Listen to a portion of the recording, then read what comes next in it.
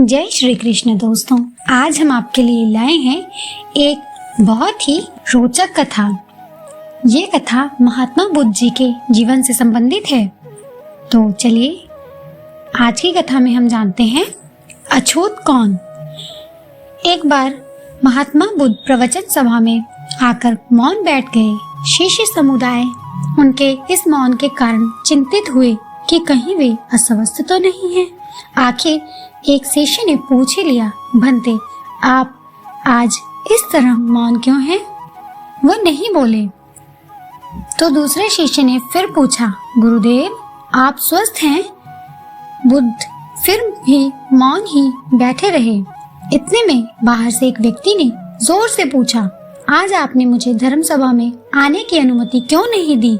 बुद्ध ने कोई उत्तर नहीं दिया और आंखें बंद कर ध्यान मग्न हो गए। वह बाहर खड़ा व्यक्ति और जोर से बोला, मुझे धर्म सभा में क्यों नहीं आने दिया जा रहा है?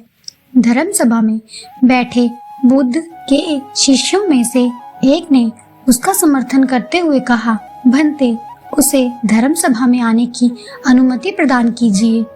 महात्मा बुद्ध ने आंखें खोली और बोले, नहीं, उसे अनुमति नहीं दी जा सकती क्योंकि वह अछूत है। अछूत? मगर क्यों? सारे शिष्य सुनकर आश्चर्य में पड़ गए कि भंते यह छुआछूत कब से मानने लगे। महात्मा बुद्ध ने शिष्य समुदाय के मन के भावों को ताड़ते हुए कहा, हाँ वह अछूत है। वह आज अपनी पत्नी से लड़कर आया है। क्रोध से जीवन की शांति भंग होती है।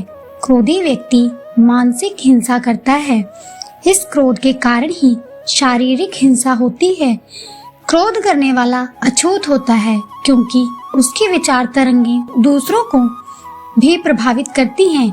उसे आज धर्म सभा से बाहर ही रहना चाहिए।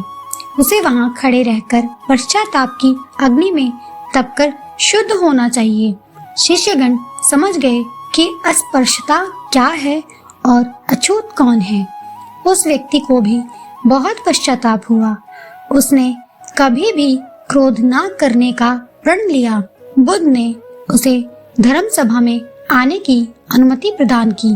तो देखा दोस्तों, इस कहानी से हमें ये शिक्षा मिलती है कि जो हमारा क्रोध है वो किसी और को हानि नहीं पहुंचाता, बल्कि हमें खुद को ही होती है।